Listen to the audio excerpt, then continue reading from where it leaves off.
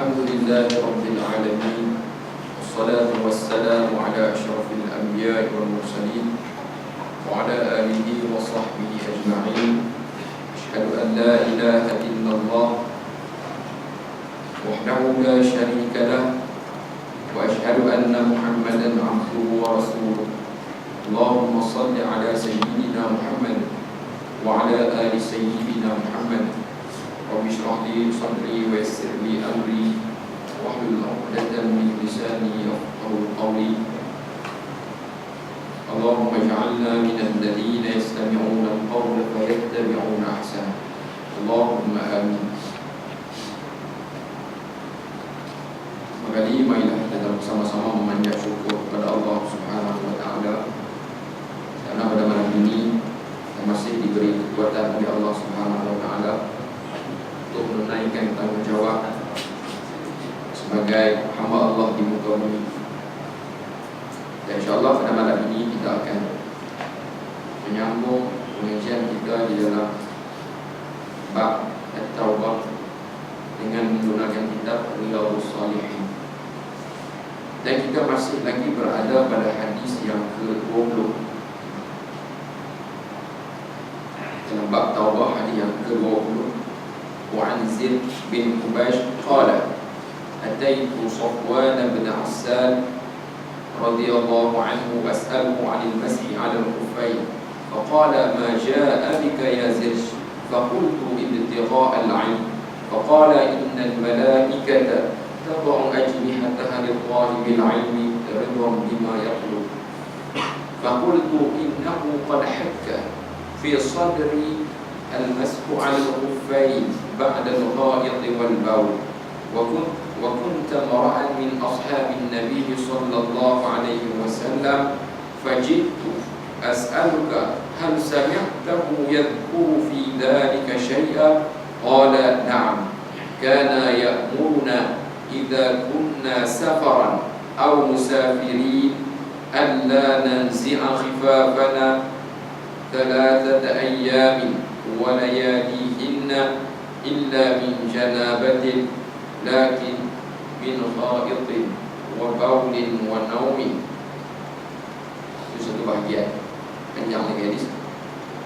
Jadi bahagian yang pertama daripada hadis ini membicarakan tentang salah satu daripada hukum berkaitan dengan wudu, berkaitan dengan taharah, yaitu satu hukum berkaitan dengan menyapu al-mashu al-khuffain, menyapu di atas khuf. Dan pada pertemuan lalu kita meninggalkan pengajian kita dengan satu persoalan, yaitu bolehkah kita menyapu di atas bot ataupun kasut tentera. Itu persoalan yang ditinggalkan sebelum kita pada minggu yang lalu. Okey, baik. Kita tengok pada hadis ini sebelum kita cuba melihat perbicaraan tersebut. Jadi dalam hadis ini Zir bin Hubaysh dia berkata, aku datang menemui Safwan bin Asal radhiyallahu anhu. Aku bertanya kepadanya tentang menyapu di atas khuf, 2 khuf. Lalu dia berkata, Safwan berkata, apakah kamu datang? Tujuan dia datang, dia kata, aku nak semata-mata untuk mendapatkan ilmu. Lalu Safwan mengatakan, sesungguhnya malaikat meletakkan sayapnya bagi penuntut ilmu kerana dia suka kepada apa yang dikerjakan oleh penuntut ilmu tersebut. Lalu aku berkata, innahu qad hakka fi sadri al-mashu 'ala al-khuffain. Sesungguhnya aku ni tertarik dalam hatiku untuk mengetahui, timbul keraguan di dalam hatiku berkenaan dengan hukum menyapu di atas 2 khuf selepas daripada kencing dan berak, selepas daripada qadha hajat. Apakah hukum berkaitan dengan al-mashu al-khuffain? Sedangkan kamu wa kunta imra'an min ashabin nabi, kamu adalah merupakan seorang daripada sahabat Nabi SAW. Jadi aku datang nak bertanya kamu, adakah kamu pernah mendengar baginda SAW menyebut perkara tersebut? Jadi Safwan kata, ya. Qala na'am, ya. Kana ya'muruna idza kunna safaran aw musafirin alla nanzi'a khifafana. Rasulullah sallallahu alaihi wasallam menyuruh kami bila mana kami bermusafir bahwa kami tidak menanggalkan khuf kami 3 hari 3 malam kecuali disebabkan janabah. Tetapi menambah tidak ditinggalkan min ghaidin, disebabkan buang air besar, wa bauli, buang air kecil, wa naumi, ataupun disebabkan tidur. Ini hadis ini merupakan antara dasar kepada hukum menyapu di atas wudu. Jadi hukum ini dia berkaitan dengan masalah wudu. Dan pada pertemuan yang minggu lepas kita menyebut tentang beberapa hukum, beberapa syarat berkaitan dengan menyapu di atas dua khuf. Jadi gambarannya kita akan tertanya-tanya apa dia khuf itu. Dia pertama. Apakah yang dimaksudkan dengan khuf?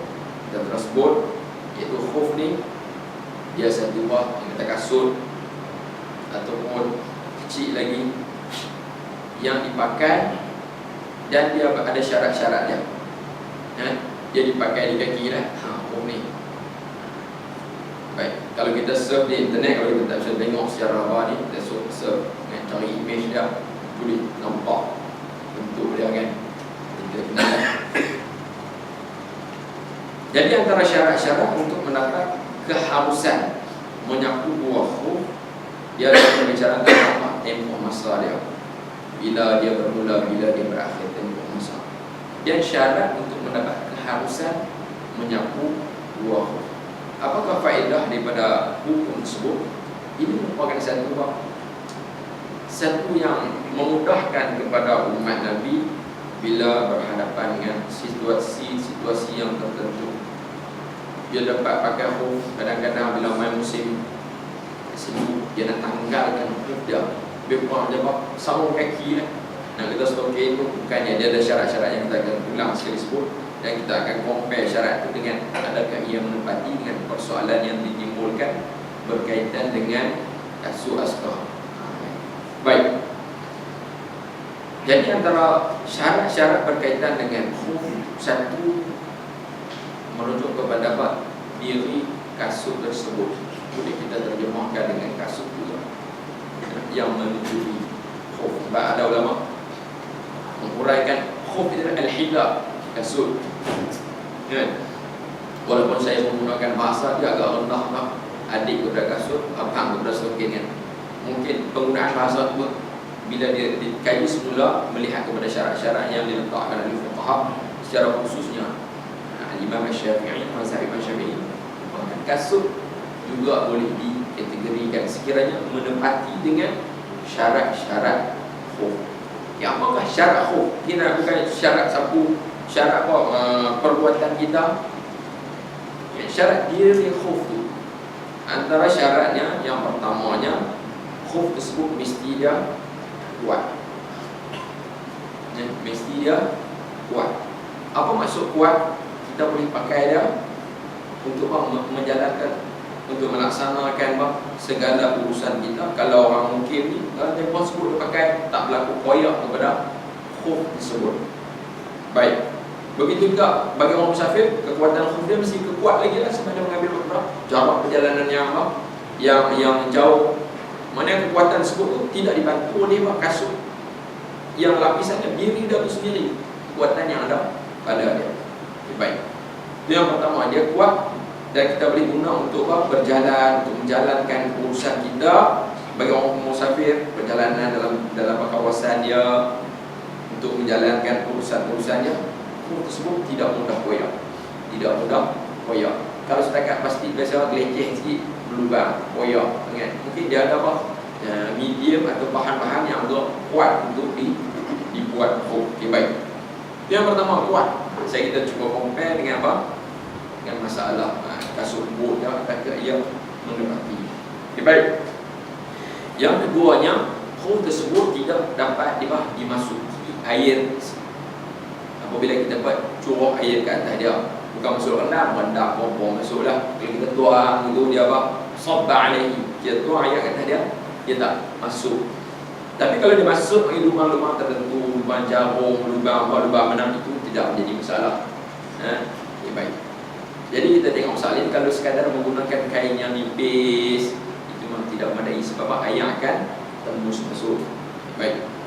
Kemudian antara syarat diri khuf juga, khuf tersebut mesti suci. Mana dia dibuat daripada bahan yang suci, yang bukan najis. Itu yang pertama. Dan yang keduanya, khuf tersebut walaupun dia suci, dia tidak boleh ada najis padanya. Kan? Khuf elok, dia elok, bijak ilmu pula kan. Maka dia apa? Tak boleh lah.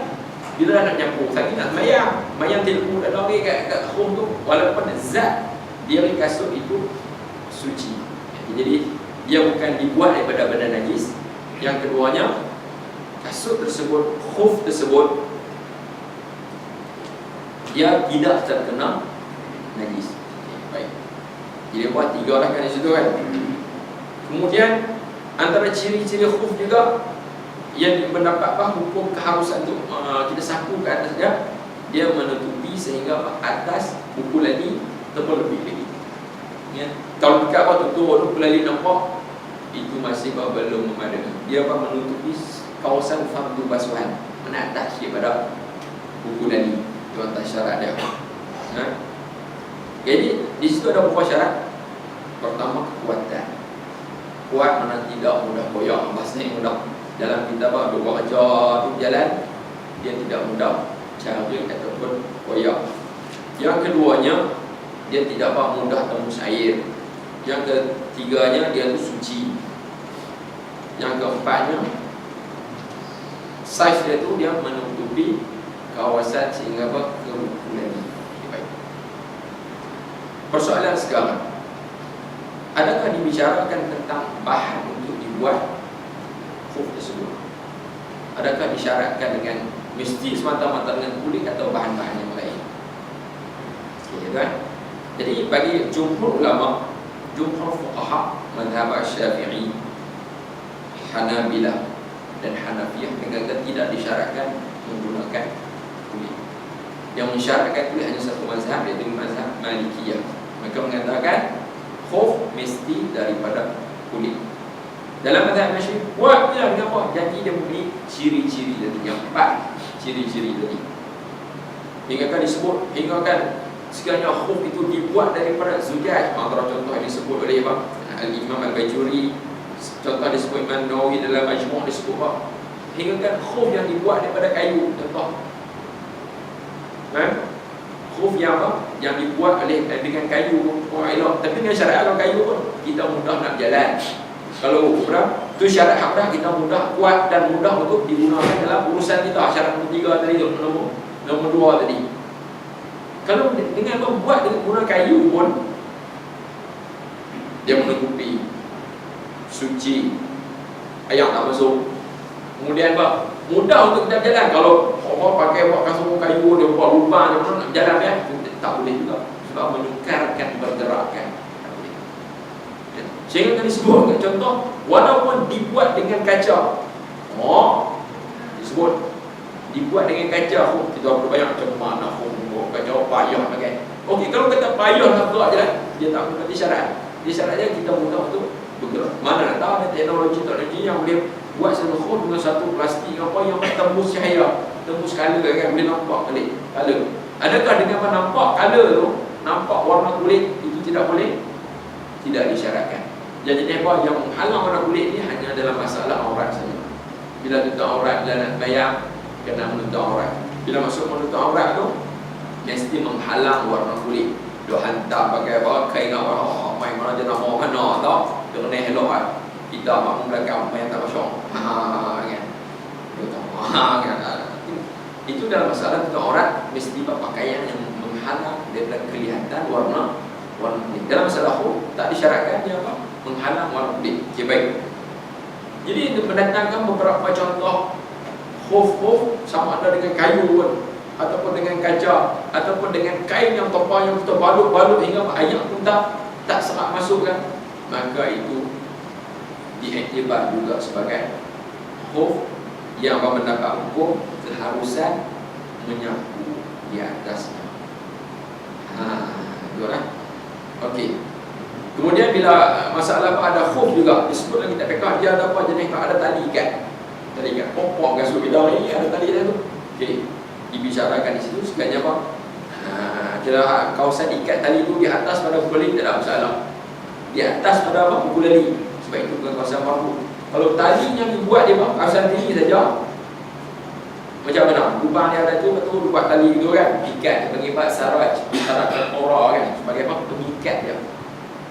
Jadi bila masalah tersebut kita tengok, kalau dia terdedah buat kaki tersebut, kalau dia tak ikat terdedah kaki, maka tidak mendapat keharusan untuk menyapu. Tapi kalau kita ikat, sudah diikat tali tersebut dengan apa? Kemas elok, tak terzahir kawasan kaki itu, maka dia mendapat keharusan untuk menyapu di atasnya. Bila kita melihat kepada syarat-syarat tersebut, kasut asbab lah kategori tersebut. Maksudnya tidak, dia menepati syarat tersebut. Terbayang lah. Kan? Lepas tu potongan kulit tak menjadi syarat. Kan? Walaupun dengan apa juga dengan syarat tidak mendapat tembus air kalau kita tuang tak masuk kan. Dalam adalah pisah lagi menyebabkan air tidak masuk. Sukar masuklah kalau kita dah bosok di selang itu bukan sehingga tahap tu. Ya. Okey, baik kita tengok dari sudut tu dia menepati kan?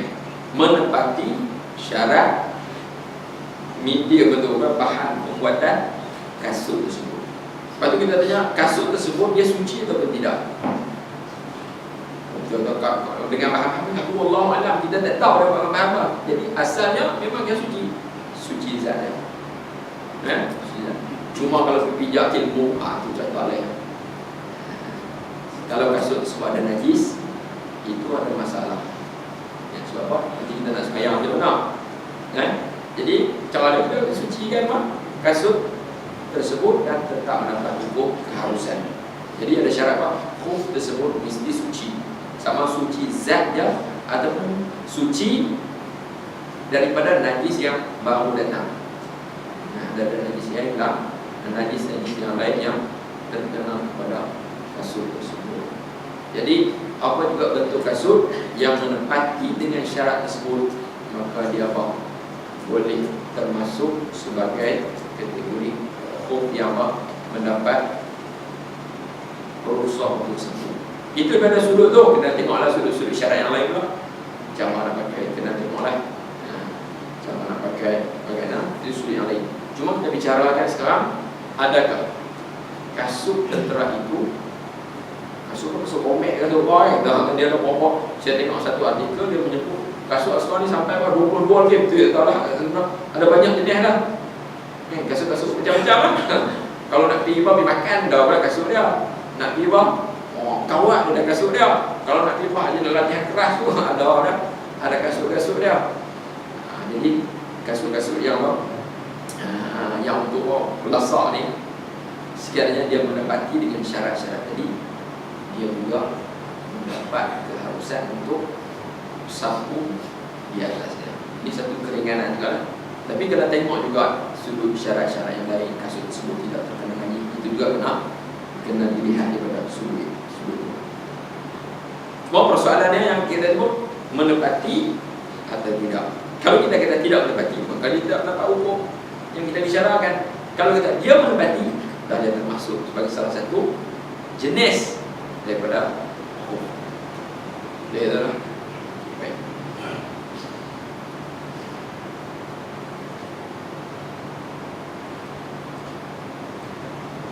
Okey. Saya pada terbaca satu tesis, ada kajian tentang rusuh-rusuh yang berkaitan dengan tentera ni. Ini ada rusuh-rusuh. Hukum-hukum, semuanya orang kaji. Kerjaya tentera ni kaji. Ada hukum-hukum fiqh juga sebab kajian yang kita orang yang buat research kan, dia kaji. Kita boleh kerja doktor di sebalik bab kerjaya dan hukum hakam yang berkaitan dengan ini. Bila buat satu kajian yang dapat menyelesaikan masalah. Sebab Islam dia ada jalan penyelesaiannya. Okey, baik. Kemudian habis bab menyapu di atas khuf, semua Sekarang bagaimana pula kita nak cara kita sapu? Jadi bila waktu kita nak pakai, mesti sempurna ulang. Sudah ada, bahan dah ada. Sekarang cara untuk menggunakan. Jadi cara ulang kita dah sebut dah. Kalau kita nak cuba pakai, kalau kita rumah kita dengan balu sekarang lek. Popular musim siu dia ada penyakit. Jadi dompatnya pun nak pakai basokin. Ada orang kan, basokin tu dia tidak menepati. Sebab tak yang sah. Dia baru mudah tembus air. Kalau home ni, kalau kata jenis hak ringan sikit, bukan sampai kategori kasut tu, dia ada yang sifat dia seolah dia stokin, tapi dia tidak tembus air dengan bahan yang diguna, bahan yang alis air. Dia macam kasut sedu. Kasut sedu yang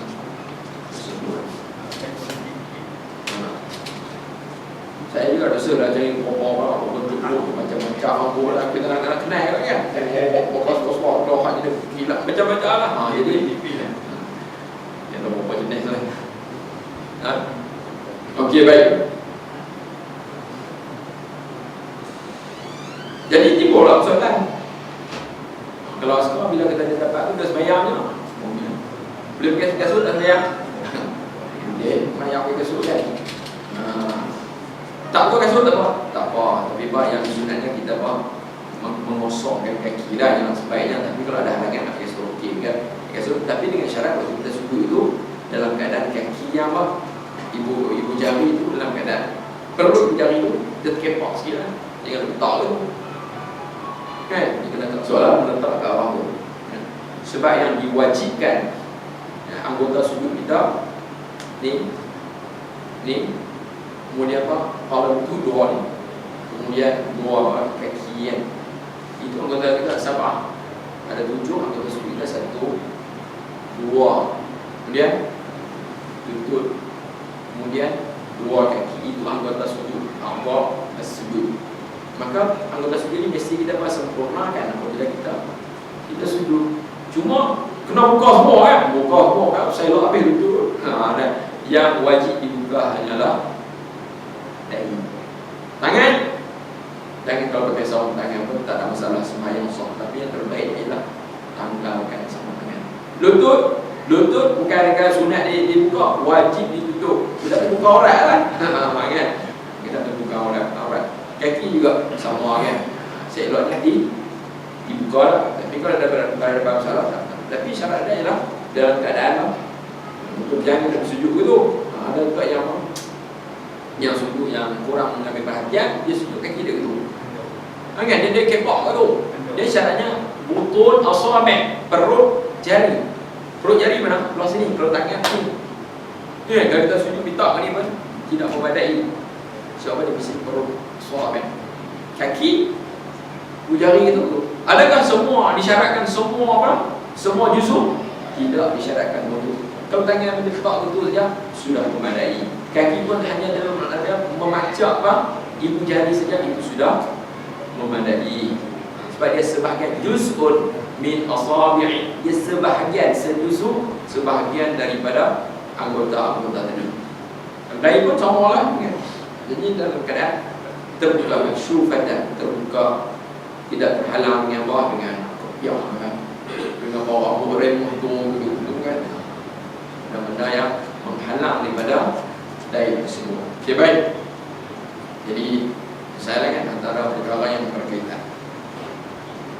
Okay, baik. Kemudian cara nak sapunya, aku nak try nak beli satu mana kan? Besar orang aku tukar try beli satu balik. Hanya kawan beli, tak mahal apa kalau kita harga seimpal tu kan.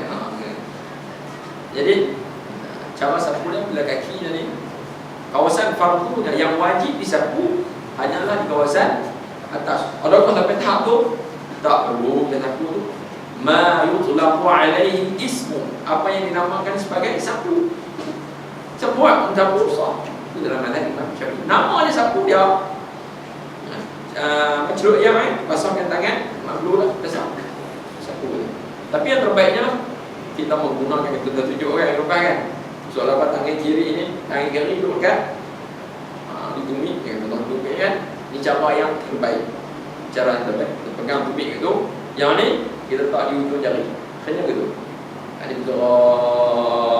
Ini nak baik betul. Itu yang akmal dia, yang terbaik. Tapi semuanya, dia tak pernah jimat ayam, dia pun, kan? Sudah memadai, sudah sah.